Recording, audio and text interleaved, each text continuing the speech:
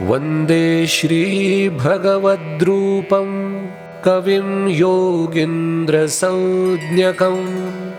मच्छेन्द्रनाथं श्रीदत्त शिष्येन्द्रनवनाथकं वन्देऽहं भगवद्रूपं हरिं गोरक्षसंज्ञकं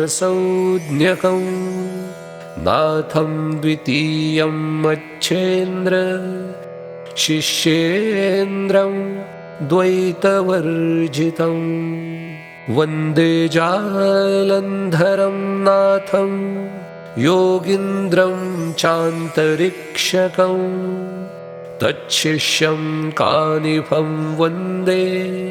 प्रबुद्धं बुद्धिनायकं वन्देऽहं चर्पटीनाथं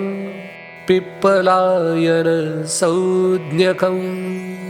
अविर्होत्रं च योगीन्द्र नागनाथं नमाम्यहं नमो भर्तरीनाथाय योगीन्द्रद्रुमिलाय च नमो रेवणसिद्धाय चमसाय च योगिने नमो गहिनीनाथाय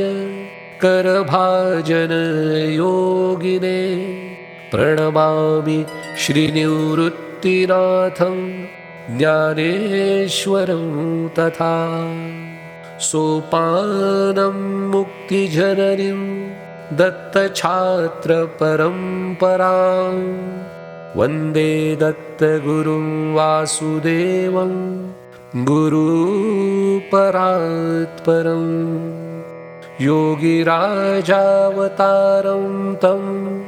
योगज्ञानाब्धिनाविकं मूलप्रकृतिकविष्णवीशावतारः पान्तु नः सदा इति तव योगीन्द्रस्तोत्रम्